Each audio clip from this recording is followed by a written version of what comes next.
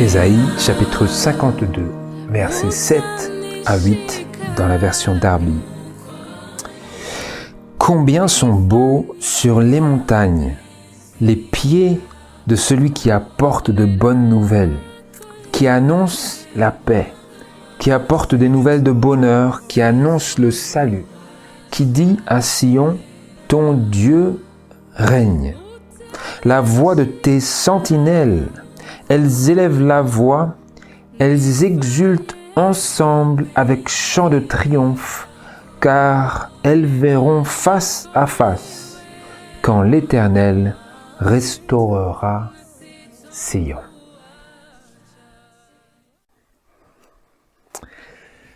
Puisse Dieu, une fois de plus, ajouter sa bénédiction à ces paroles presque mystérieuses de la parole de Dieu, mais qui, à la lumière des choses que nous allons explorer, vont faire tout leur sens. C'est ma prière.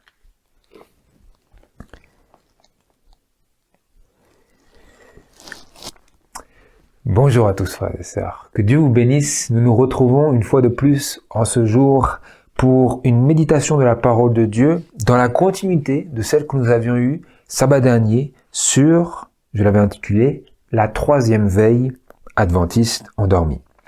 Lors de notre méditation précédente, nous avions exploré ce sujet qui n'est pas étranger à la parole de Dieu et qui est élargi même par l'esprit de prophétie sur cette suite des trois veilles. Et j'avais continué à faire des recherches en explorant et en réalisant que jadis, les Juifs, du moins du temps des Romains, comptaient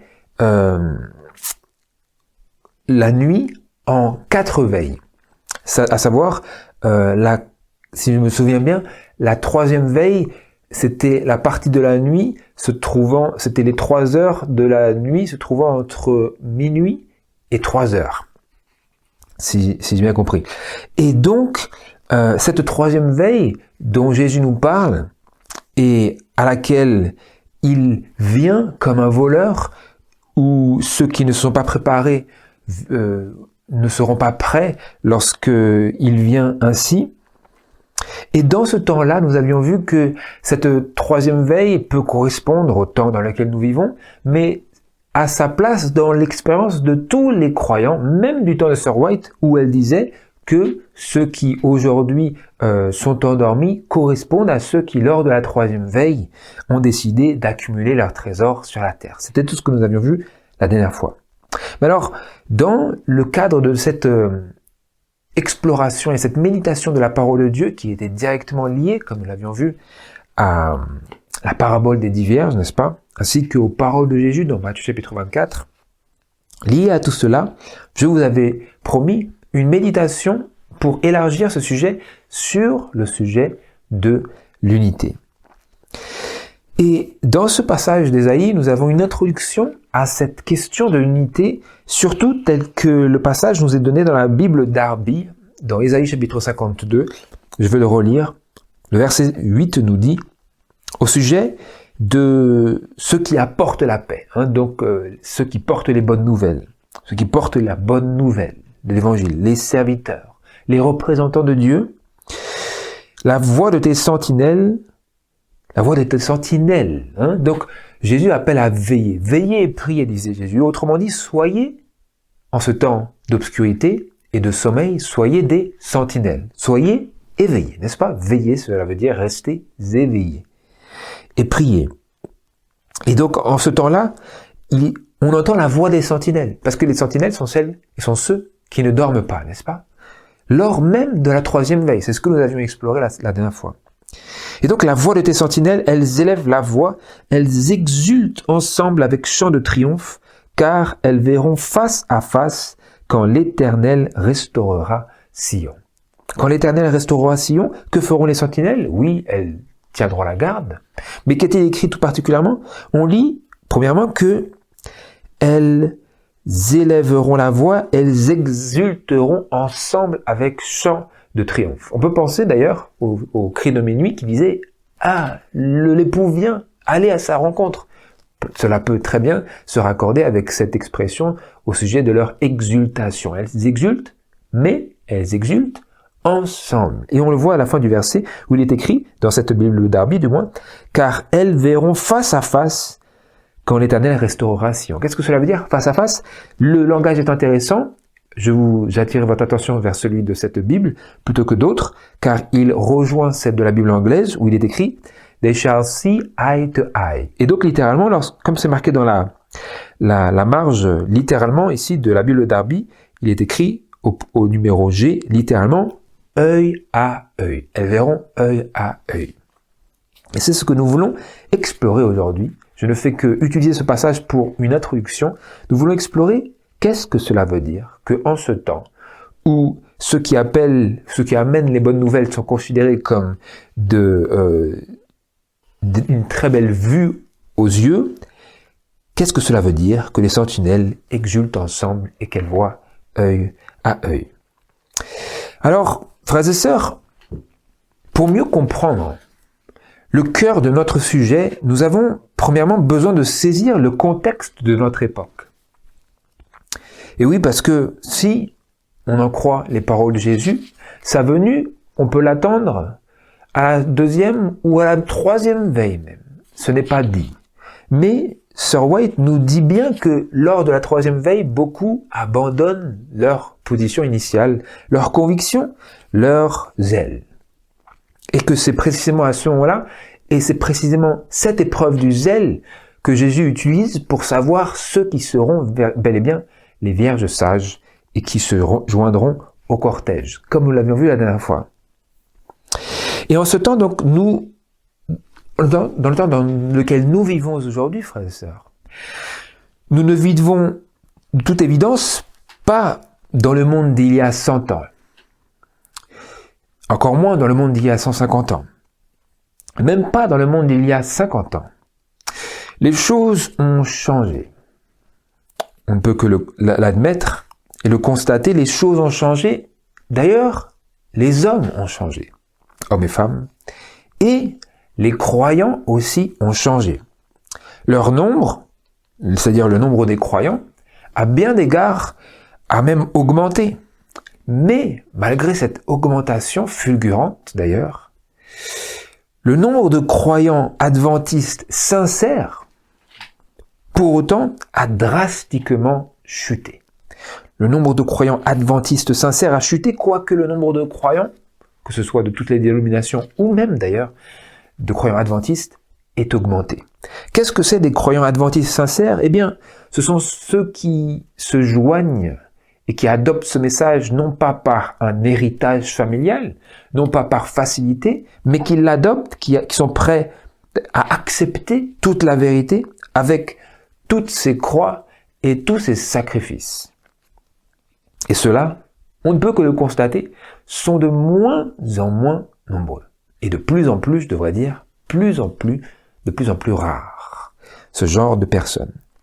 Aujourd'hui, frères et sœurs, je vais droit au but. Nous allons couper court à beaucoup de tergiversations. Pourquoi? Parce que nous avons pris de nombreuses années, constitué de nombreuses études pour arriver à la compréhension que nous avons aujourd'hui.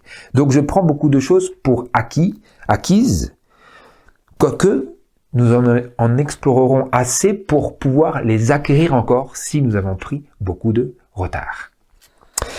Dans le passage de Romains chapitre 9, en effet, nous lisons ce que nous venons de voir au sujet du fait que, quoique les hommes aient changé, l'époque dans laquelle nous vivons est changée, et les croyants sincères sont devenus extrêmement rares.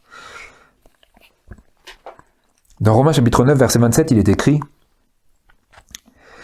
l'apôtre Paul fait référence à ce passage d'Ésaïe. Ésaïe s'écrit aussi au sujet d'Israël.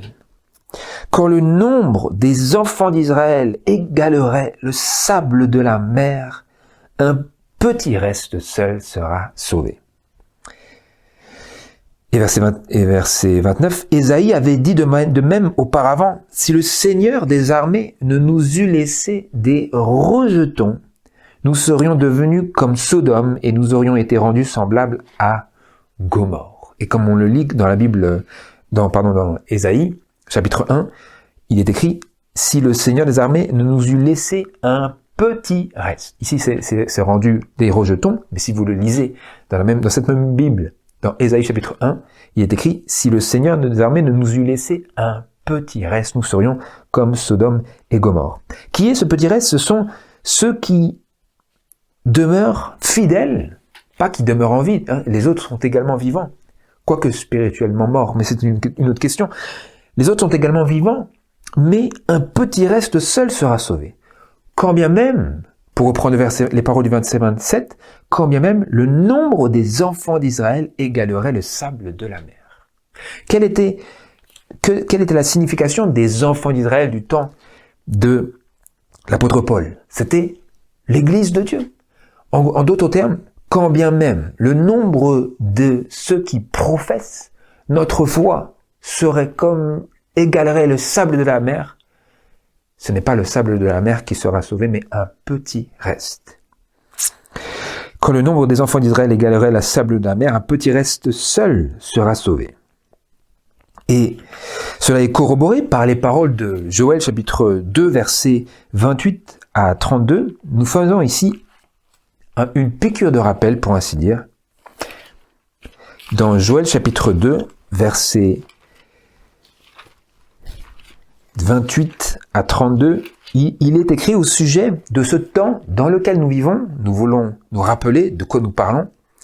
Dans le temps où Dieu promet de répandre son esprit sur toute chair, vos fils et vos filles prophétiseront, vos vieillards auront des songes et vos jeunes gens des visions.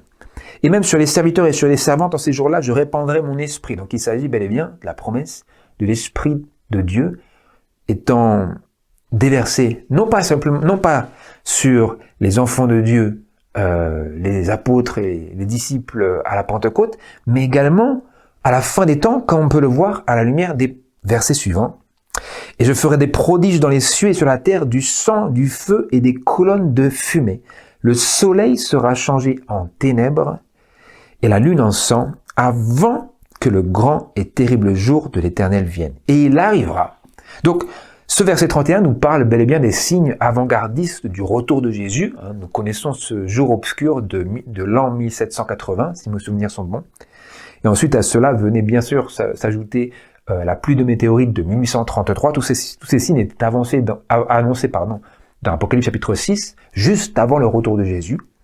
Et donc, en ce temps-là, il est écrit, « Et il arrivera que quiconque invoquera le nom de l'Éternel sera sauvé. » Quiconque? Et quoi? Car le salut sera sur la montagne de Sion et à Jérusalem, comme l'a dit l'Éternel, et parmi les réchappés que l'Éternel appellera. J'ai lu en omettant de lire ce qui est marqué en italique, c'est-à-dire et le salut sera sur la montagne de Sion et parmi les réchappés que l'Éternel appellera. Ou, comme c'est marqué dans la Bible Vigouroux, conformément aux paroles de la Bible King James en anglais, et parmi les restes que le Seigneur aura appelés. Où sera le salut? Quand bien même les enfants d'Israël seraient nombreux comme le sable de la mer, un petit reste seul sera sauvé, et ainsi le salut se trouvera où? Parmi les restes que le Seigneur aura appelés. Qui sont ceux que le Seigneur appelle? Rappelez-vous, le cri de minuit. Il appelle à venir sur la montagne, n'est-ce pas? Les vierges à venir sur la montagne, à entrer avec Jésus dans les noces, dans le banquet des noces. Autrement dit, qu'est-ce que cela veut dire? Eh bien, cela veut dire qu'à l'époque où Dieu devrait finaliser l'œuvre de la rédemption, comme on le voyait d'ailleurs dans Romains chapitre 9, car il est écrit, quand ce serait le cas, quand le nombre des enfants d'Israël serait comme le sable de la mer, un petit reste seul sera sauvé, alors, verset 28, car le Seigneur consommera et abrégera l'affaire avec justice. Le Seigneur fera une grande diminution sur la terre. Une diminution, en effet, une diminution dans la proportion de ceux qui sont réellement fidèles en comparaison de tous ceux qui font profession de foi. À l'époque où Dieu devrait finaliser donc l'œuvre de la rédemption en abrégeant l'affaire avec justice, eh bien la foi chrétienne, on le voit en décryptant le passage, la foi chrétienne serait populaire. La foi adventiste, encore aussi, serait populaire. Elle l'est d'ailleurs. Elle compte parmi des milliers, elle compte ses adhérents, pour ainsi dire, dans les millions. La foi chrétienne serait populaire, mais seule une infime fraction de ses croyants constituerait le peuple fidèle de Dieu, constituerait la montagne de Sion où serait le salut.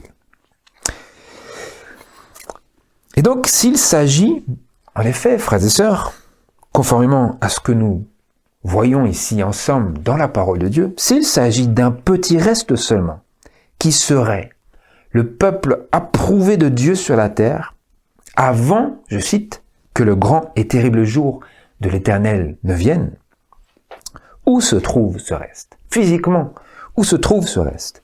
On le voit notamment dans les paroles de Michée, chapitre 5, verset 7, premièrement. Et le reste de Jacob, nous parlons de ce reste, un petit reste, seul sera sauvé. Et le reste de Jacob, les enfants d'Israël, Jacob, c'est le même nom. Et le reste de Jacob sera parmi des peuples nombreux, comme une rosée qui vient de l'Éternel, comme les gouttes de pluie sur l'herbe qui n'attend rien de l'homme et n'espère rien des enfants des hommes. Le reste de Jacob sera comment? Parmi des peuples nombreux.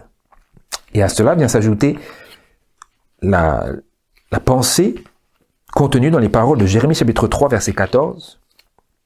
Nous faisons une piqûre de rappel, mais pour certains, cela viendra comme une illumination première. Jérémie chapitre 3 verset 14 nous dit « Convertissez-vous, enfants rebelles, ou revenez, dit l'Éternel, car je suis votre maître, ou comme le dit la Bible en anglais, votre époux, et je vous prendrai, son épouse, et je vous prendrai un d'une ville et deux d'une famille, et je vous ramènerai dans Sion. » Donc dans ce temps-là où Dieu cherche à amener ses enfants sur la montagne de Sion, Jérusalem, où se trouvera le salut, parmi les réchappés que l'Éternel aura appelés, que dit-il? Il dit, je vous prendrai un d'une famille,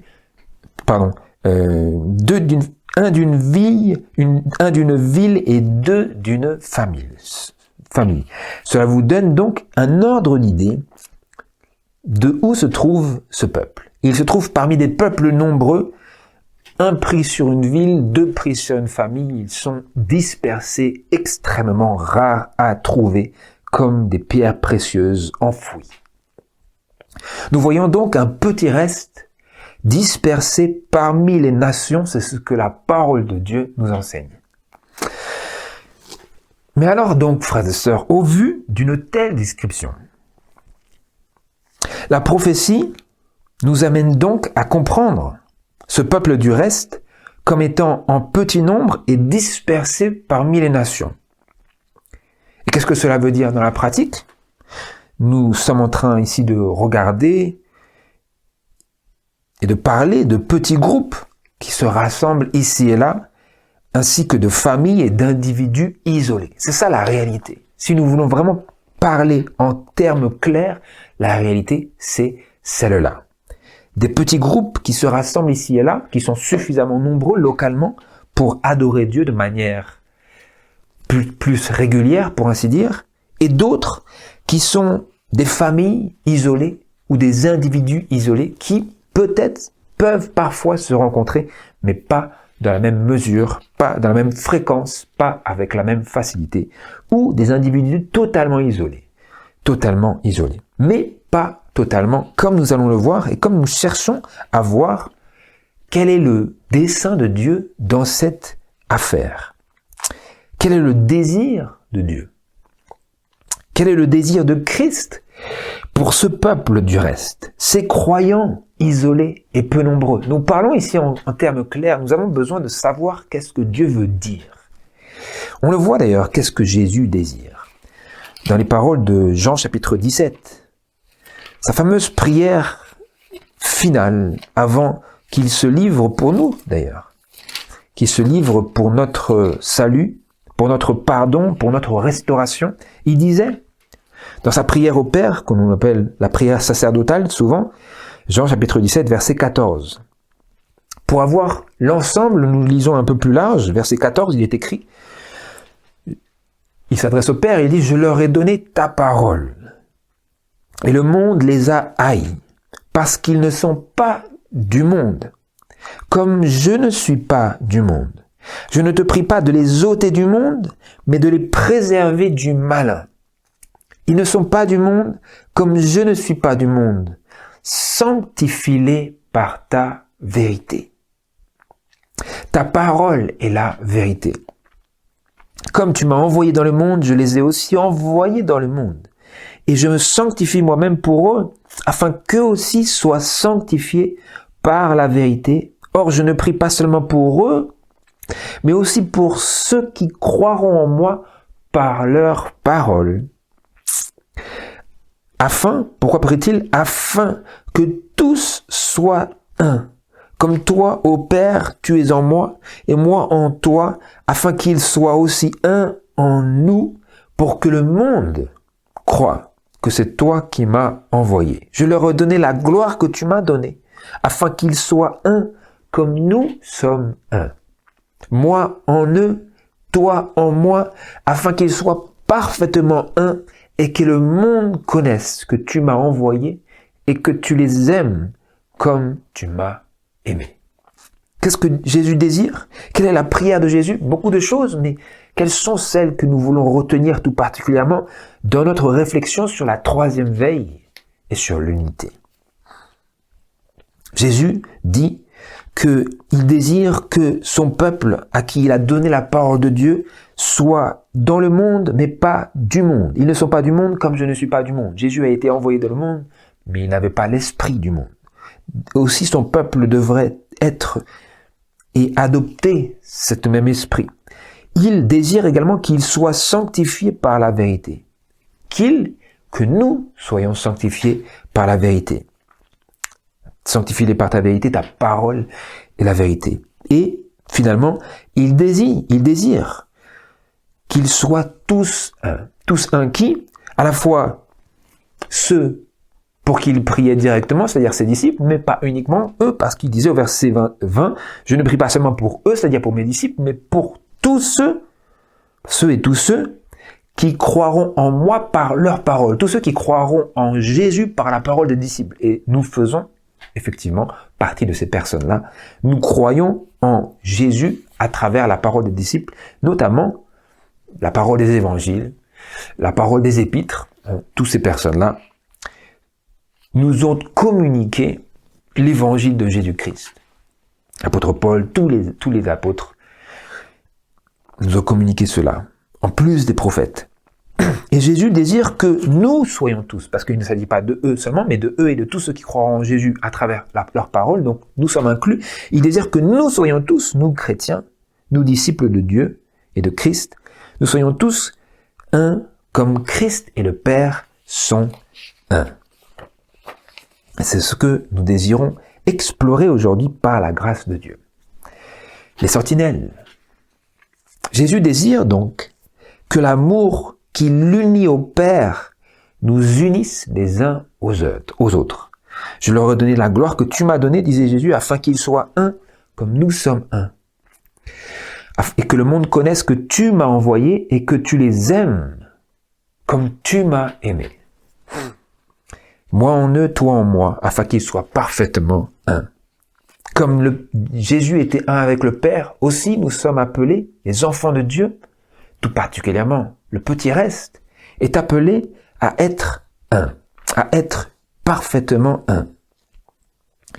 Et nous voyons ici que l'amour est une partie prenante, extraordinairement cruciale dans cela, comme nous allons d'ailleurs le voir, mais quel est l'élément crucial qui, joint à l'amour, est censé opérer cette unité pour laquelle Jésus a prié et qui occupe une partie si importante de l'Évangile?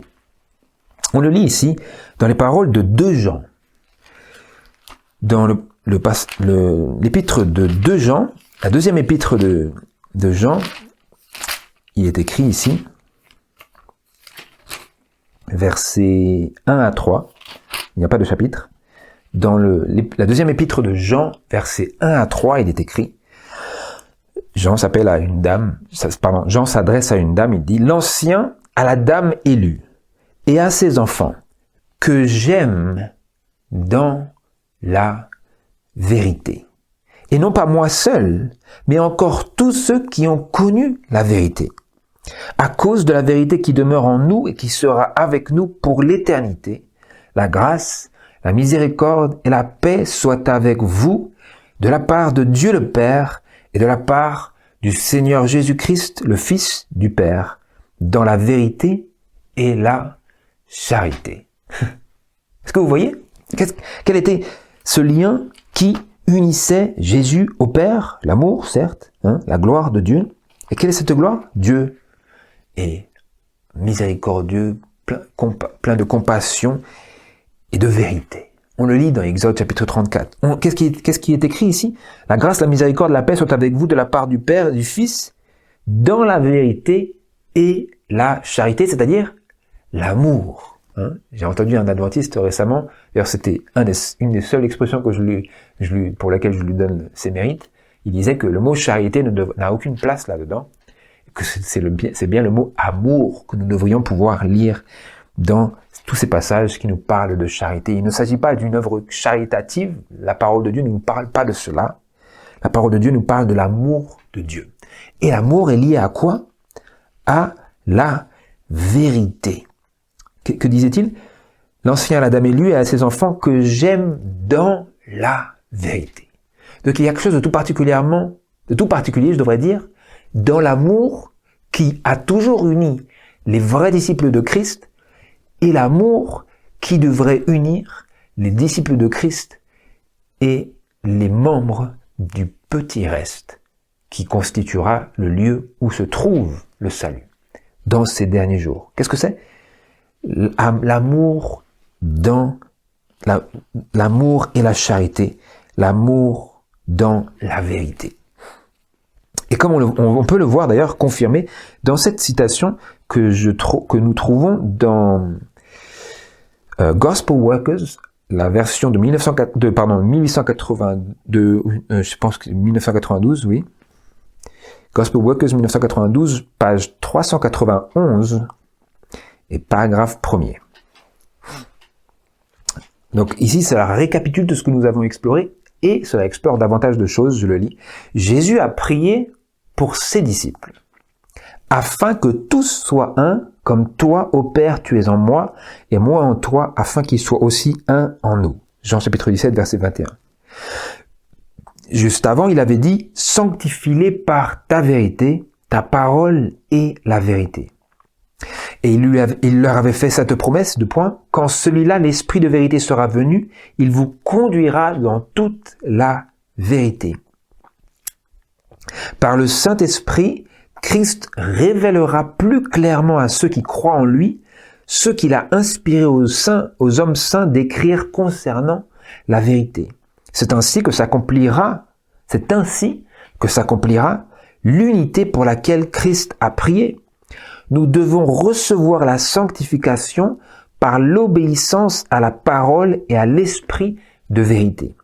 Et ensuite, le point important est écrit ici, nous ne pouvons abandonner la vérité afin d'accomplir cette union par laquelle Jésus a prié.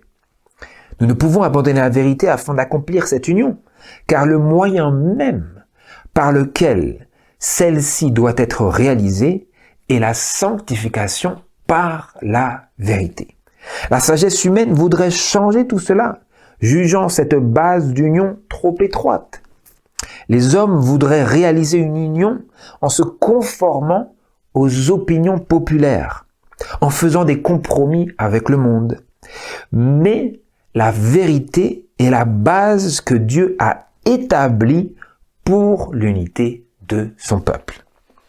Qu'est-ce que c'est? La vérité est la base que Dieu a établie pour l'unité de son peuple.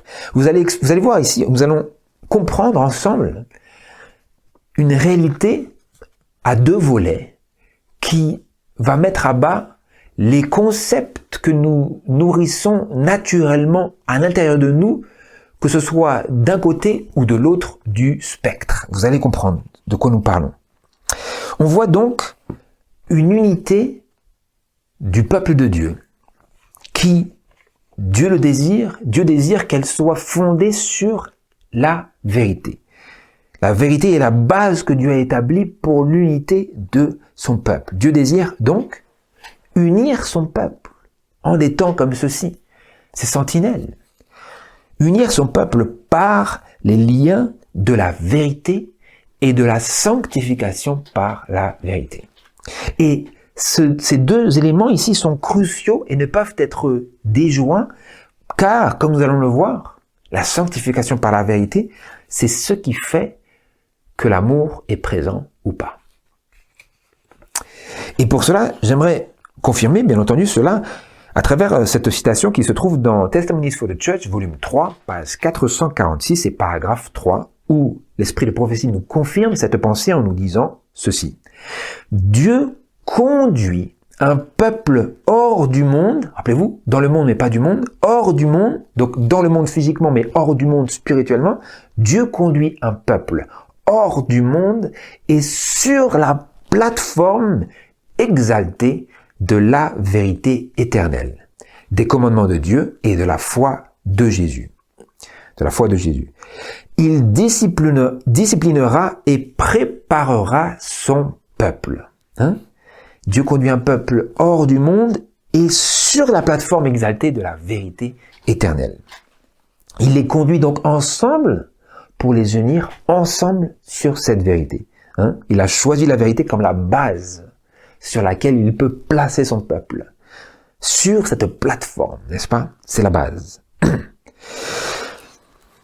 Et donc, nous comprenons ainsi, frères et sœurs, à travers notre lecture ici, notre réflexion et méditation, que en acceptant la vérité, nous ne l'acceptons pas uniquement pour nous-mêmes, mais que Dieu désire, à travers la vérité, nous unir à tous ceux qui croient en la vérité. Vous comprenez?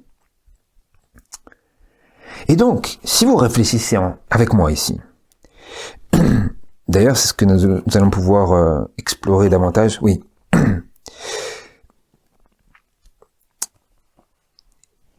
Si nous comprenons bien toutes les ramifications, tout ce que cela implique, que Dieu conduit un peuple hors du monde pour les placer ensemble sur cette plateforme de la vérité.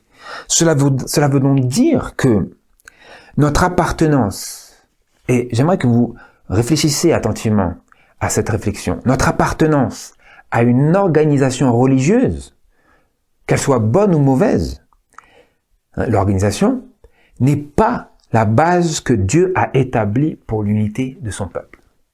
Vous comprenez?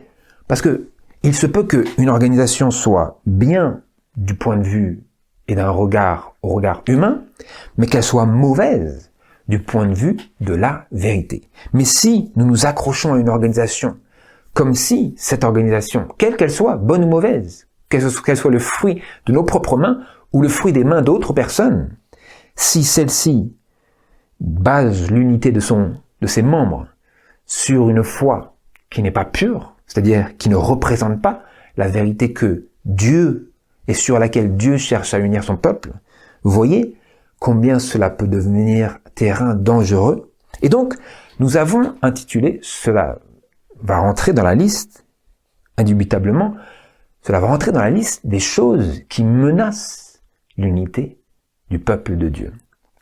Plus précisément, du peuple du reste. Mais ce n'est pas tout. Ainsi, frères et sœurs, parce que je devrais peut-être lire la suite de la citation, où il est écrit que les enfants de Dieu, le peuple de Dieu, ils ne seront pas en désaccord, l'un croyant une chose, l'autre ayant une foi et des opinions totalement opposées, chacun agissant indépendamment du corps.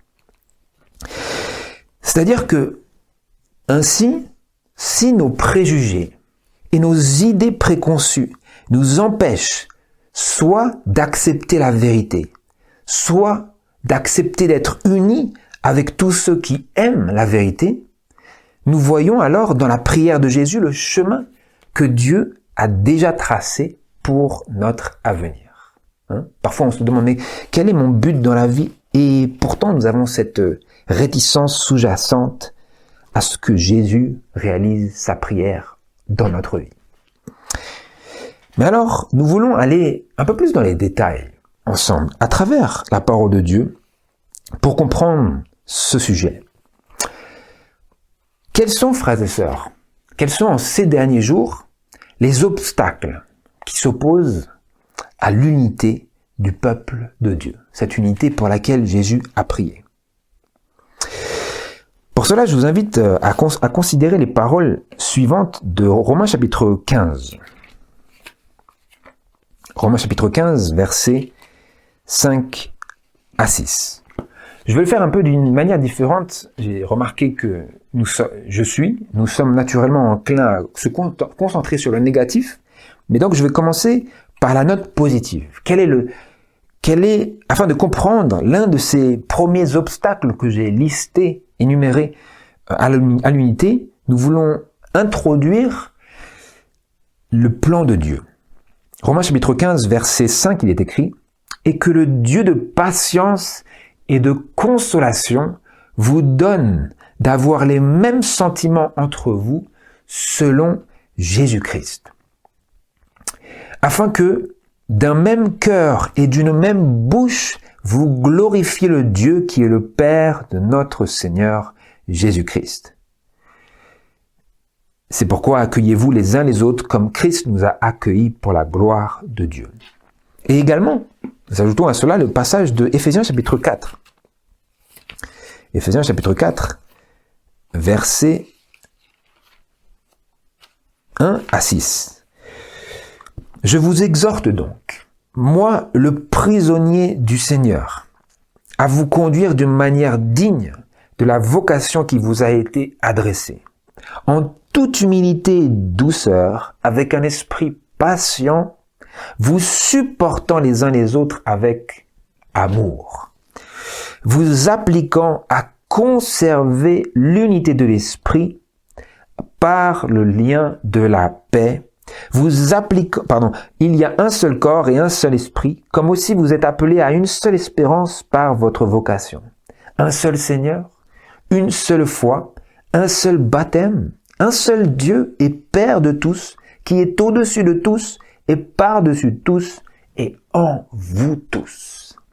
Qu'est-ce que c'est? Nous sommes appelés par l'Esprit de Dieu à avoir les mêmes sentiments entre vous selon Jésus-Christ. Entre vous, il dit, et donc entre nous. Le peuple de Dieu est appelé à avoir les mêmes sentiments entre eux selon Jésus-Christ. Qu'est-ce que c'est? À avoir, comme dans la Bible, comme ça c'est dans le Romains, j'y reviens, dans Romains chapitre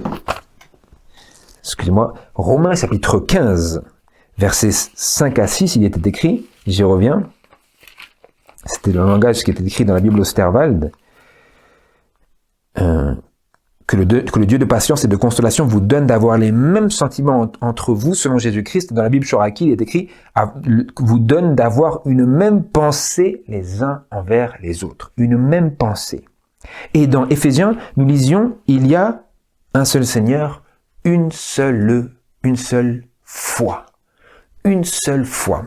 Et c'est là que nous pouvons faire un usage très édifiant de cette citation que j'étais en train de poursuivre, qui se trouve dans ce même passage de Testimonies for the Church, volume 3, page 446, paragraphe 3. Donc nous avons vu, Dieu conduit un peuple hors du monde et sur la plateforme exaltée de la vérité éternelle, des commandements de Dieu et de la foi de Jésus. Et alors il est écrit, ce peuple, les membres de ce peuple, ils ne seront pas en désaccord, l'un croyant une chose, l'autre ayant une foi et des opinions totalement opposées, chacun agissant indépendamment du corps. Grâce à la diversité des dons et des dons de gouvernement qu'il a placés dans l'Église, ils parviendront tous à l'unité de la foi. Si un homme adopte ses propres opinions sur la vérité biblique, sans tenir compte de celle de ses frères, puis justifie son attitude en prétendant qu'il a le droit d'avoir ses propres opinions particulières et qu'il les impose ensuite aux autres, comment peut-il accomplir la prière de Christ? Et si un autre, puis un autre encore se lève, chacun affirmant son droit de croire et de dire ce qu'il veut sans tenir compte de la foi du corps, où sera l'harmonie qui existait entre Christ et son Père, et que Christ a prié puisse exister parmi ses frères? Quel est donc ce premier élément que nous discernons au sujet de ces choses, des obstacles qui s'opposent à l'unité du peuple de Dieu en ces derniers jours, juste avant le grand jour de l'Éternel? Ce sont des vues et des opinions opposées. Nous avons vu, si ils ne seront pas en désaccord, l'un croyant une chose, l'autre ayant une foi et des opinions totalement opposées. Les opinions opposées, ce sont ceux qui s'opposent à l'unité du corps. Autrement dit, pour utiliser cela, si nous adoptons nos propres opinions sur la vérité biblique, comme c'était ici écrit ici, si un homme adopte ses propres opinions sur la vérité biblique sans tenir compte de celles de ses frères, peut-il accomplir la prière de Christ? Oui, c'est une question rhétorique. Il ne peut pas. Si nous adoptons nos propres opinions sur la vérité biblique sans tenir compte de celles de nos frères, qu'ils appartiennent ou pas à l'organisation que nous nourrissons comme fidèles, nous entraverons alors l'accomplissement de la prière de Jésus pour l'unité. Parce que la base de l'unité, nous avons vu, ce devrait être la vérité, afin que nous puissions aimer dans la vérité. Et à cela vient également s'ajouter la citation suivante qui se trouve dans CET, c'est-à-dire Christian Experience and Teachings of Sister White, Ellen G. White, page 203, paragraphes 2 et 3. Il est nécessaire, dit-elle, il est nécessaire que notre unité aujourd'hui soit d'une telle nature qu'elle résiste à l'épreuve. Nous avons beaucoup à apprendre et beaucoup à désapprendre. Seul Dieu et le ciel sont infaillibles. Ceux qui pensent qu'ils n'auront jamais à renoncer à une opinion qui leur est chère, qu'ils n'auront jamais à changer d'avis, seront déçus. Ils seront déçus s'ils désirent être unis au peuple de Dieu. Si leur désir, c'est simplement d'être unis à ceux qui appartiennent à l'organisation qu'ils approuvent, ils ne seront peut-être pas déçus. Mais s'ils désirent appartenir, se joindre au peuple de Dieu et travailler pour l'unité, et qu'ils, malgré tout, pensent qu'ils n'auront pas à renoncer à leurs opinions chères, alors ils seront déçus. Tant que nous nous accrochons à nos propres idées et opinions avec une persistance obstinée, nous ne pourrons jamais atteindre l'unité pour laquelle Christ a prié. Nous ne pourrons jamais atteindre l'unité. Donc nous voyons que nourrir avec une persistance obstinée nos propres idées et nos propres opinions, c'est entraver la prière de Jésus. Plus encore, il continue, quand un frère, et donc là, c'est un exemple de la marche à suivre dans le temps dans lequel nous vivons, pour savoir comment procéder, pour vraiment chercher à être en harmonie avec Dieu et à travailler en vue de l'accomplissement de la prière de Jésus. Quand un frère reçoit une nouvelle lumière sur les Écritures, ou du moins pense recevoir une nouvelle lumière, il doit expliquer franchement sa position, et chaque pasteur doit examiner les Écritures avec un esprit sincère afin de voir si les points précités peuvent être corroborés par la parole inspirée. Ensuite, il cite 2 Timothée chapitre 2, verset 24. « Or, il ne faut pas que le serviteur du Seigneur aime à contester, mais il doit être doux envers tous, propre à enseigner, patient, redressant avec douceur les adversaires, ou littéralement ceux qui s'opposent, attendant que Dieu leur donne la repentance et leur fasse connaître la vérité. » On voit donc la marche à suivre.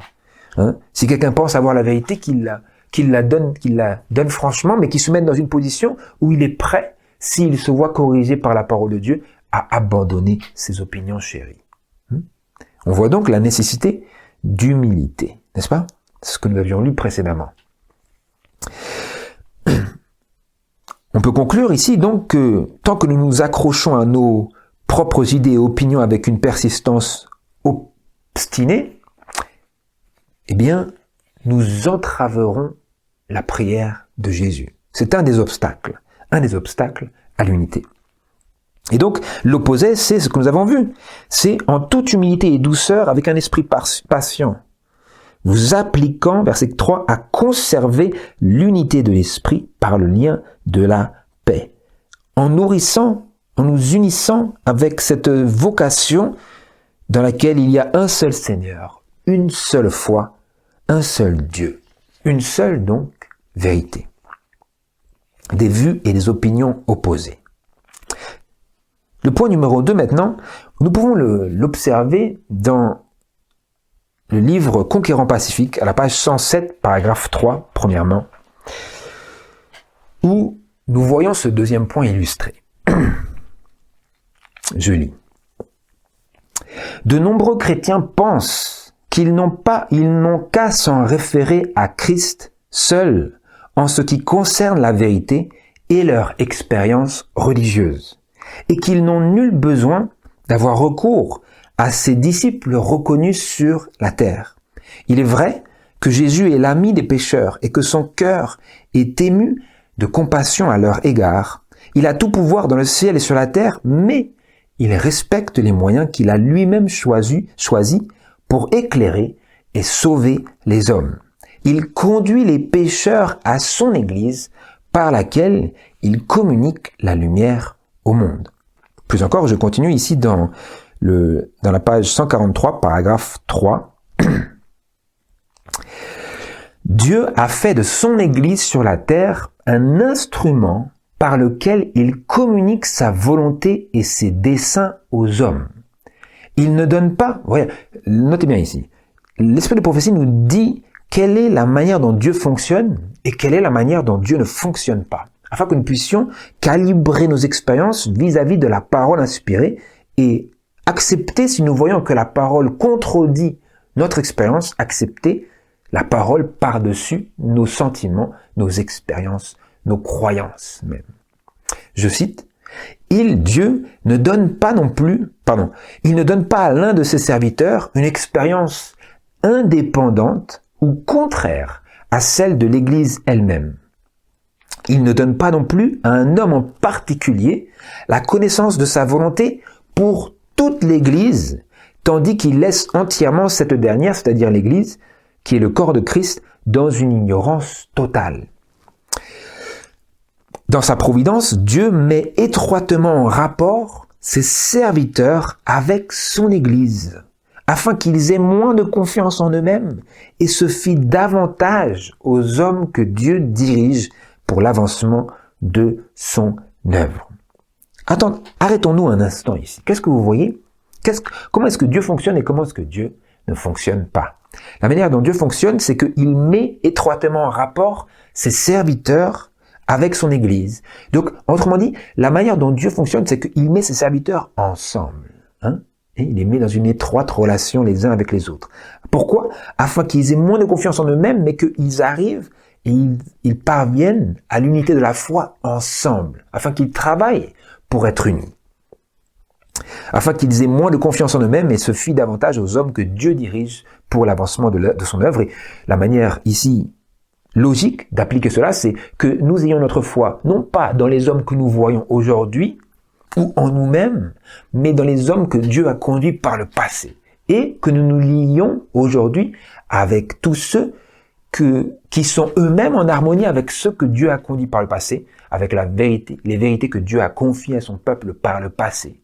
Et toutes les choses qui contredisent cela aujourd'hui, peu importe si elles viennent des organisations ou de personnes éloquentes et reconnues, toutes ces choses, nous pouvons alors les mettre à bas, nous humilier également nous-mêmes et accepter ce que Dieu a donné à ceux qu'il a directement conduit. Donc, nous savons Donc ça, c'est ce que Dieu fait. Et là, ce que Dieu ne fait pas, c'est qu'il ne donne pas une connaissance de sa volonté à une seule personne, tandis qu'il garde le reste de son Église dans les ténèbres. C'est pour cela que nous devrions apprendre le désir de Dieu ici dans sa prière, la prière de Jésus, pour qu'ils soient tous un, parfaitement un, comme lui et le Père sont un, comme le Père est en lui et lui dans le Père. Sa volonté, son désir, c'est que nous comprenions que Dieu ne donne pas à un homme en particulier la connaissance de sa volonté pour toute l'Église, tandis qu'il laisse cette dernière dans une obscurité totale. Nous avons vu une expérience indépendante. Dieu ne donne pas à un de ses serviteurs une expérience indépendante pour conduire toute son Église. Il ne fait pas cela. Plus encore, le paragraphe suivant nous dit « Ceux qui sont portés à considérer comme infaillible leur propre jugement courent un grave danger. » Si nous regardons ce que nous pensons, ce que nous croyons, et que nous nous en référons uniquement à cela, nous courons un grand danger. Satan s'efforce de séparer de telles personnes de ceux qui sont des canaux de lumière, par lesquels le Seigneur a agi pour édifier et développer son œuvre ici-bas. Dédaigner ou mépriser ceux que Dieu a désignés pour diriger l'Église en lien avec la promotion de la vérité, c'est rejeter les moyens qu'il a donnés pour aider, encourager et fortifier son peuple. Tout ouvrier dans la cause de Dieu qui méprise ce que le Seigneur a choisi pour accomplir son œuvre, croyant qu'ils ne doivent recevoir la lumière que de Dieu seul, s'expose à être le jouet de Satan. Dans sa sagesse, le Seigneur a prévu quoi? Le Seigneur a prévu que, grâce à la relation étroite qui devrait exister entre tous les croyants, chrétiens soient unis à chrétiens et Église à Église. Vous avez ici le projet, plan de Dieu pour son petit reste en ces derniers jours.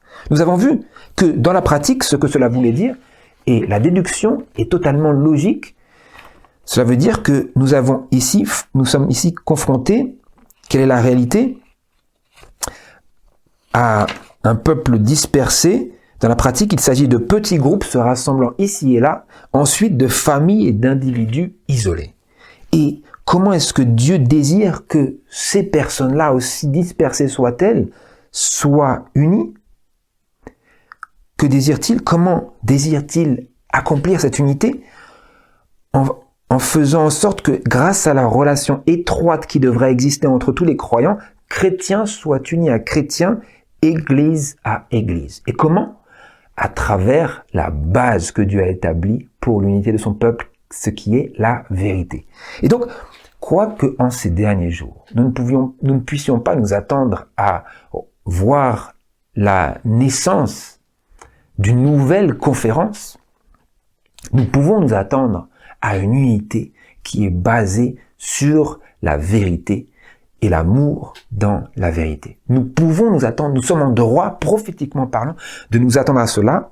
En effet, c'est le seul moyen que cette unité puisse se réaliser en une telle période dans laquelle il y a tant de croyants et si peu de croyants sincères prêts à sacrifier ce qu'ils ont de plus cher pour la vérité.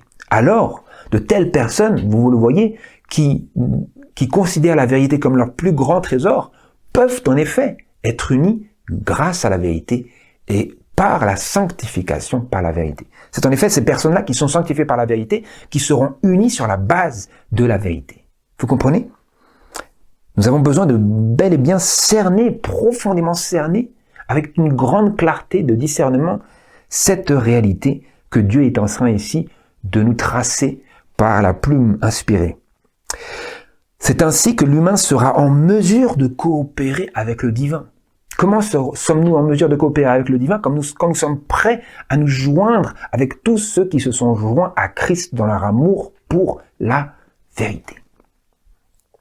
Chaque instrument sera soumis au Saint-Esprit et tous les croyants seront unis. Comment? Tous les croyants seront unis dans un effort organisé et bien dirigé visant à annoncer au monde la bonne nouvelle de la grâce de Dieu. Tout particulièrement en ce temps où le temps de grâce est sur le point de se clôturer. Ils ont besoin alors, Dieu, ce plan de Dieu, c'est que chaque instrument s'humilie afin de se soumettre au Saint-Esprit et que tous les croyants s'unissent dans un effort organisé. Qui est celui qui organise? Le Seigneur organise. Qui est celui qui dirige? Le Seigneur dirige. Mais pas des organes indépendants comme nous avons vu et comme nous allons continuer de le voir ici à travers notre réflexion qui se poursuit dans le passage de Conquérant Pacifique par page 245 et paragraphe 2. Notez bien ici, c'est très très intéressant. Parfois nous pensons, oui mais cette personne-là elle n'a pas compris, c'est pas comme ça que on va parvenir à la pensée de l'esprit, moi j'ai tout compris. Moi, j'ai compris quelle est la pensée de l'esprit. Donc, moi, je me suffirai à moi-même. Et je vais juste m'unir à des personnes qui sont un peu lointaines et avec qui j'ai pas besoin vraiment d'être dans cette étroite relation. Juste avec ceux qui sont vraiment lointains, je vais juste me mettre d'accord avec eux sur des points un peu auxiliaires et le Seigneur va me conduire. Est-ce que c'est ça le plan de Dieu? Dieu, notez bien, Dieu a placé dans l'Église pour lui servir d'auxiliaire des hommes au talent variés, afin que, grâce à la sagesse combinée de plusieurs, on puisse réaliser la pensée de l'esprit. Comment pouvons-nous réaliser la pensée de l'esprit? Parfois nous nous disons, voilà, je suis là, l'esprit, j'ai tout compris ce que l'esprit me dit. Tout est bon. Tout est bon, juste quelques petites choses à améliorer, mais sinon, dans le gros, j'ai tout compris. Est-ce que c'est comme ça que Dieu va nous aider à réaliser la prière de Christ? Est-ce que c'est comme cela que nous parviendrons à discerner la pensée de l'Esprit? Ce n'est que grâce à la sagesse combinée de plusieurs, tous ceux qui acceptent la vérité, que nous pourrons réaliser la pensée de l'Esprit. Atteindre la pensée de l'Esprit selon comment on traduirait cette phrase. Les personnes qui agissent selon leurs propres forts traits de caractère et qui refusent d'accepter le joug, les unissant à celles qui possèdent une longue expérience dans l'œuvre de Dieu, seront aveuglées par leur confiance en elles-mêmes et incapables de discerner le vrai du faux. Il n'est pas prudent que ces personnes-là soient choisies pour diriger l'Église, car elles suivraient leur propre jugement, accompliraient leurs propres projets, sans aucun égard pour le jugement de leurs frères. Et donc, frères et sœurs, vous voyez ici que nous sommes dans une période, c'est la 3e veille, tout le monde s'est endormi presque. Et donc, pour trouver des personnes éveillées, c'est très difficile. Alors, dans cette période et cette époque dans laquelle nous vivons, où les personnes éveillées sont très rares et nous sommes nous-mêmes fortement tentés de dormir spirituellement, eh bien, pour accomplir et réaliser cette unité, c'est compliqué, mais ce n'est pas impossible. Et Jésus a prié afin que cela se réalise et afin que nous puissions l'aider dans cet accomplissement, cette réalisation de sa prière, cet exaucement de sa prière. Il nous faut réaliser que nos forts traits de caractère souvent chercheront à entraver l'accomplissement de la prière de Jésus pour l'unité de son peuple.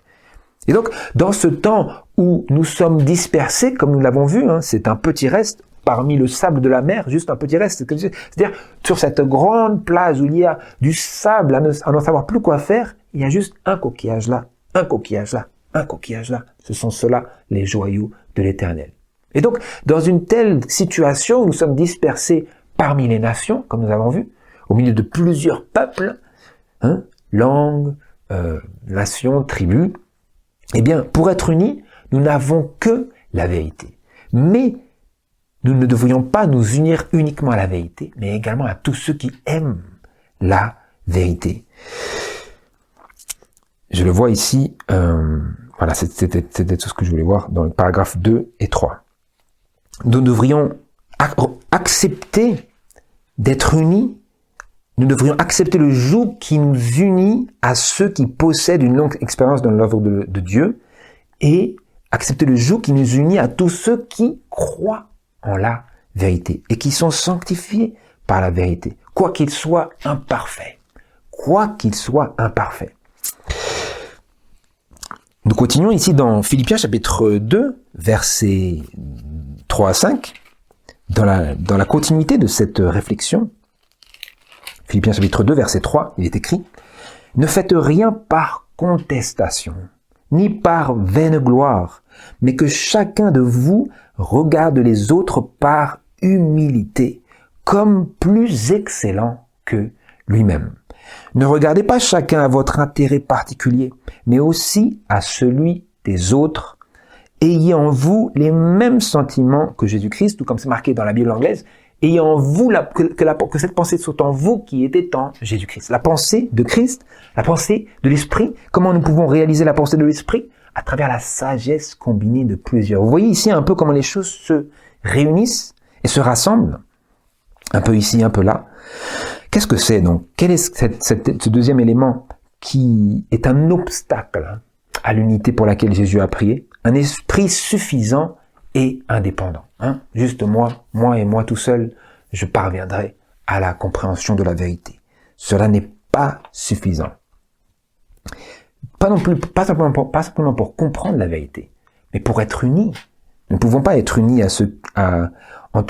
au peuple de Dieu si nous restons isolés. Pouvons-nous? Et dans cet effort pour l'unité, nous voyons que nous avons besoin de regarder les autres par une unité comme plus excellents que nous-mêmes. Et il est écrit, verset 4, « Ne regardez pas chacun à votre intérêt particulier, mais aussi à celui des autres. » Et dans la période dans laquelle nous vivons, nous voyons combien la difficulté est grande, n'est-ce pas? Où chacun est affairé pour ses propres intérêts, afin de pouvoir réaliser la prière de Jésus, exaucer cette prière, travailler en vue de son accomplissement. Il nous faut nous humilier devant Dieu afin de réaliser que nous sommes profondément, dans beaucoup de nos méthodes de vie, égoïstes. Nous regardons tous à notre intérêt particulier, mais nous devrions plutôt avoir un intérêt pour les autres. Et donc, à cela vient s'ajouter également les paroles de Romains chapitre 12, verset 16. Dans toute cette méditation sur le désir de Dieu pour nous en ces temps si compliqués. Romains chapitre 12, verset 16. Ayez les mêmes sentiments entre vous. N'aspirez point aux grandeurs, mais accommodez-vous aux choses humbles. Ne soyez pas sages à vos propres yeux. Pourquoi nous sommes si indépendants, si suffisants, si peu enclins à tendre la main à notre prochain? Et tout particulièrement à ceux avec qui nous devrions être le plus unis. Pourquoi? Parce que nous sommes sages à nos propres yeux. Nous sommes orgueilleux, nous sommes suffisants. Et donc, afin de réaliser cette unité, de travailler à cette unité, de ne pas nous-mêmes représenter une menace à l'unité par nos forts traits de caractère, eh bien, nous avons besoin, et c'est parfois très douloureux, de nous humilier afin que nous puissions connaître, vivre le vrai bonheur. Le vrai bonheur qui n'est pas uniquement constitué d'une recherche constante et incessante pour nos propres intérêts, mais un bonheur qui est fait de petits gestes, de bienveillance, de compassion, tout particulièrement envers les disciples de Jésus. Ceux qui aiment la vérité, mais qui parfois sont tout aussi peu enclins à tenter cette unité. Chercher l'unité, c'est parfois une tentative. Parfois cela échoue. Et donc parfois nous pouvons nous décourager. Mais nous ne devrions pas nous décourager dans notre effort de chercher autant que nous pouvons à réaliser cette unité. Et maintenant, le point numéro 3 par lequel nous allons conclure, je l'ai intitulé, je vous donne le titre cette fois-ci, « L'amertume et la rancœur ». L'un des grands obstacles à l'unité du peuple de Dieu, en ce temps où ils sont tant dispersés, tant enclins à adhérer à une organisation plutôt qu'à la vérité, l'élément qui est une telle menace, c'est quand bien même parfois nous approchons si proches de cette unité, nous avons le même amour pour la vérité, nous nous unissons et ensuite, l'amertume, la rancœur. Et alors, ces mêmes personnes qui sont potentiellement si unissables deviennent si séparées, si divisées. On le lit ici dans l'Esprit de prophétie, encore une fois, dans Testimonies for the Church, volume 1, page 210 et paragraphe 2. Et afin de vraiment faire sens de cette citation, je vous rappelle ces paroles que nous avions vues, que nous avions lues à de nombreuses reprises dans Apocalypse chapitre 12, verset 17, qui nous disent au sujet de ce reste, ces restes-là, ces restes, parmi les restes que le Seigneur aura appelés, un petit reste seul sera sauvé. Apocalypse chapitre 12, verset 17. Le dragon s'irrita contre la femme et s'en alla faire la guerre au reste de sa postérité, qui gardent les commandements de Dieu et qui ont le témoignage de Jésus-Christ. Rappelez-vous, Dieu conduit un peuple hors du monde pour les et sur la plateforme exaltée de la vérité éternelle, des commandements de Dieu et de la foi de Jésus. Ce sont eux. Il les conduit sur cette base pour l'unité de son peuple, la plateforme exaltée de la vérité éternelle. Il les conduit là et j'étais en train de lire, excusez-moi. Et pendant que Dieu les conduit là, le diable leur fait la guerre. Pourquoi? Parce que il déteste cela. C'est ce que nous voyons ici. Il déteste cela. Il déteste cette vue, même l'idée de l'unité parmi les enfants de Dieu. Nous le voyons ici. Alors que nous approchons de la fin du temps. Non pas de la fin des temps. La fin des temps, c'était en 1798. Alors que nous approchons de la fin du temps. La fin du temps, c'est la fin du temps de grâce. Satan descend avec une grande puissance, sachant qu'il n'a que peu de temps. Il exercera tout particulièrement son pouvoir sur le reste. Et il leur fait la guerre. Il s'en alla faire la guerre au reste de sa postérité. Il exercera tout particulièrement son pouvoir sur le reste. Il leur fera la guerre, cherchera à les diviser. Parfois nous disons, oh oui, le diable me fait la guerre, oui, je souffre et tout. Non, c'est pas de ça dont il s'agit. La guerre contre le reste, c'est la guerre contre leur unité. Voilà comment le diable fait la guerre au reste. Nous disons parfois, oh oui, le diable nous fait la guerre et tout, je souffre de tant de problèmes de santé. Ce n'est pas de cela dont il s'agit. Nous le voyons ici. L'esprit de prophétie nous donne la traduction du verset, l'élargissement de ce verset. Il exercera tout particulièrement son pouvoir sur le reste, il leur fera la guerre, cherchera à les diviser et à les disperser afin qu'ils soient affaiblis et renversés. Diviser, disperser, affaiblir, renverser, tel est le projet de l'ennemi et du diable, le dragon, en faisant la guerre au petit reste. Pourquoi? Parce que c'est dans le petit reste que doit se trouver le salut.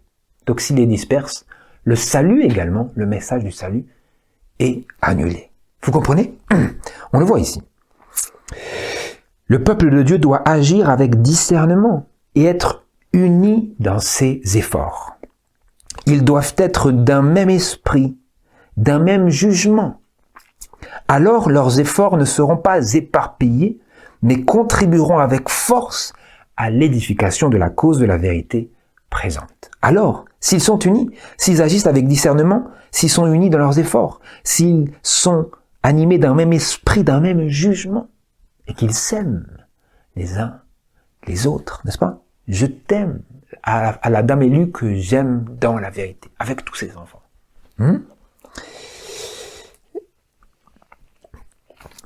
Et donc, à cela vient s'ajouter, donc Satan, nous avons vu, cherche à diviser et à disperser le reste, n'est-ce pas? Et comment fait-il cela? On le lit ici dans la citation suivante, qui se trouve dans Conseil à l'Église, page 233 et paragraphe 3. L'union fait la force, la division la faiblesse. Quand ceux qui croient à la vérité présente sont unis, ils exercent une puissante influence. Satan le comprend très bien. Jamais il n'a été plus déterminé à rendre sans effet la vérité divine en semant l'amertume et la dissension parmi le peuple de Dieu. Qu'est-ce que c'est? L'amertume. Nous avons un sentiment amer, nous regardons de travers nos frères et sœurs, ils font des choses que nous n'approuvons pas, et au bout d'un moment, nous dispersons. Nous disons, toi tu fais ta chose là, moi je fais ma chose là, moi je vis ma vie là, toi tu vis ta vie là, toi tu fais vous vous organisez là, nous nous organisons là, juste on va être heureux séparés. C'est ça, le diable fait cela. Il sème quoi? L'amertume et la dissension. Parfois la dissension, même pas sur des points de vérité, parfois la dissension simplement sur rien du tout. Hein? Une personne a dit une chose et donc nous ne nous voyons plus. Hein? Vous voyez? Nous voyons ici en effet. Et à cela, j'aimerais, pour pouvoir conclure, terminer par le passage de 1 Pierre, chapitre 3, verset 8. 1 Pierre, chapitre 3, verset 8, il est écrit, nous voyons le positif. Enfin, soyez tous d'un même sentiment. Nous l'avons vu à plusieurs reprises, d'un même sentiment, croyez la même chose, la même foi, nourrissez cette unité. Mais pas seulement. Soyez d'un même sentiment, tous, compatissants, fraternels, miséricordieux, bienveillants, ne rendant point le mal pour le mal, ni l'injure pour l'injure, bénissant au contraire, sachant que c'est à cela que vous êtes appelés, afin que vous héritiez la bénédiction. Qu'est-ce que c'est? Dans l'Église, souvent nous serons offensés, souvent nous serons blessés. Et que devons-nous faire alors? Ne pas nourrir l'amertume. Soyez compatissants, vous supportant les uns les autres, comme nous l'avons vu autrefois, fraternels, miséricordieux, bienveillants. Ne cherchons pas simplement à nos propres intérêts personnels, mais cherchons également l'intérêt des autres, faire preuve de bienveillance, nourrir l'esprit de fraternité, pardonner, c'est faire preuve de miséricorde, c'est être miséricordieux. Nous lisons au sujet de Dieu qu'il est miséricordieux. La gloire que Dieu a donnée à Jésus et que Jésus a donnée à son peuple, c'est la gloire du caractère de Dieu. Si nous avons cette gloire, l'esprit de prophétie nous dit, Christ est-il divisé? Non. Le Christ dans le cœur de l'un ne sera pas divisé au Christ dans le cœur de l'autre. Donc si Christ est dans nos cœurs, pourquoi sommes-nous dans la dissension et l'amertume et la rancœur? Jacques le dit dans Jacques chapitre 4.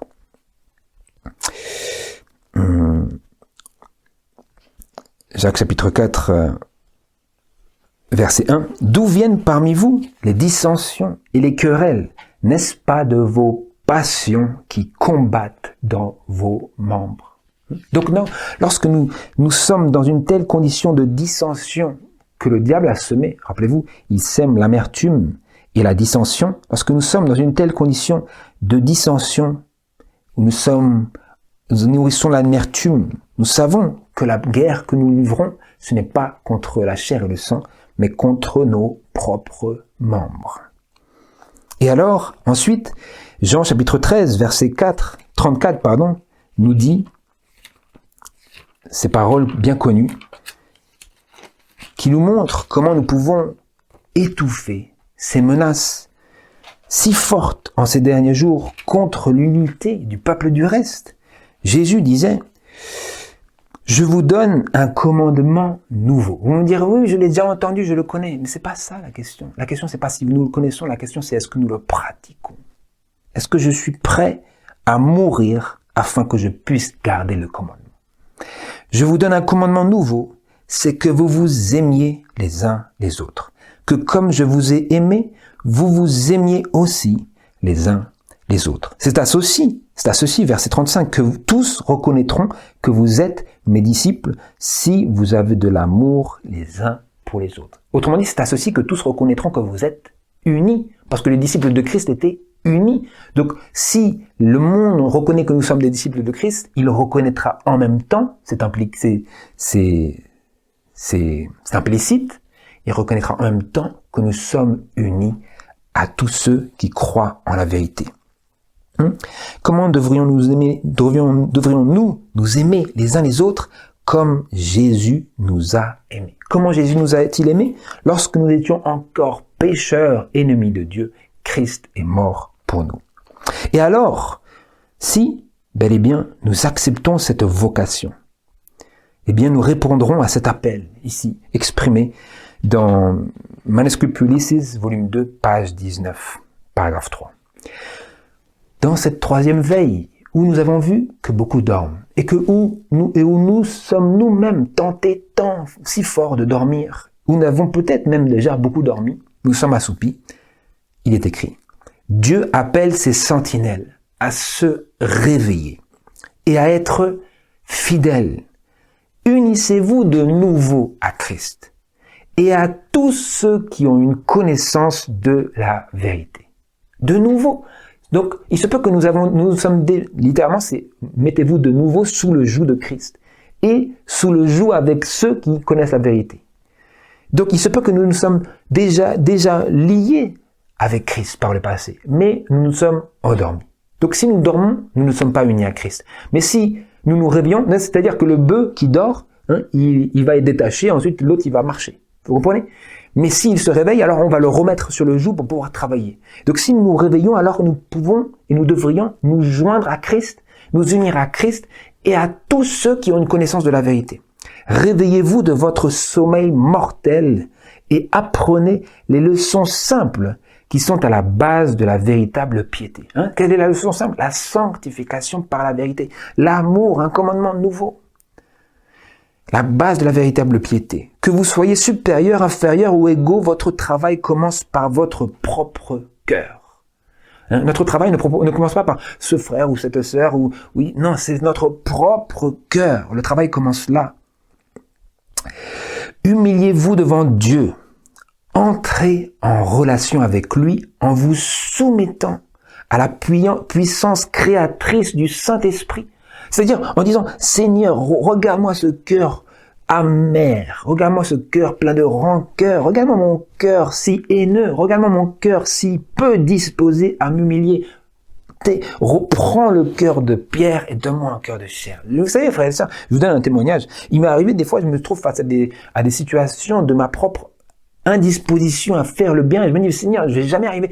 Prends ce cœur de pierre, donne-moi un cœur de chair, afin que je fasse ta volonté. C'est-à-dire que je n'ai aucune perspective de jamais obéir à toi, à tes commandements. Et après, vous savez que je réalise? Plus tard, je me dis, mais alors, j'ai perdu ce désir. C'est-à-dire, où est passé ce désir? Et alors, Dieu dit, marche maintenant dans cette voie. Et donc, si nous sentons une profonde incapacité à nous unir avec ceux qui ont une connaissance de la vérité, parce qu'ils ont une connaissance de la vérité, mais ils sont si misérables, ils sont si pitoyables, ils sont si peu désirables.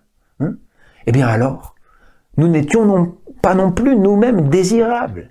Nous étions également nous-mêmes misérables aux yeux de Dieu. Et comment est-ce que Jésus nous a aidés? Comment est-ce que Jésus nous a aimés? Il nous a aidés, nous a aimés en se donnant lui-même pour nous. Lorsque nous étions ennemis, pécheurs, rebelles, c'est à ce moment-là, dans cette condition-là, que Jésus nous a manifesté son amour. Et alors, animé d'une telle réalisation de cet amour de Dieu, alors nous dirons en nous-mêmes comment, déjà, prends ce cœur de pierre, donne-moi le cœur de chair, afin que je puisse faire selon mon intelligence. Parfois, nous avons une intelligence, nous disons, oui, dans l'idéal, il faudrait que je fasse cela, mais dans la chair, nous disons, jamais je serai uni avec ces personnes-là. Jamais.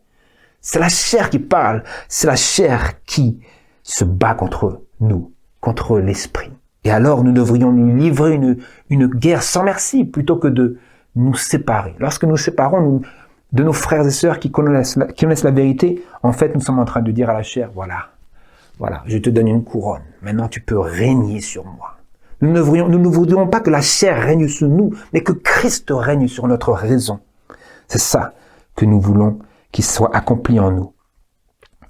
Et alors, je continue, cet appel aux sentinelles.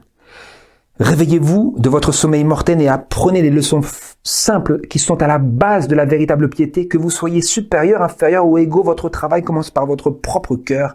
Humiliez-vous devant Dieu, entrez en relation avec lui en vous soumettant à la puissance créatrice du Saint-Esprit.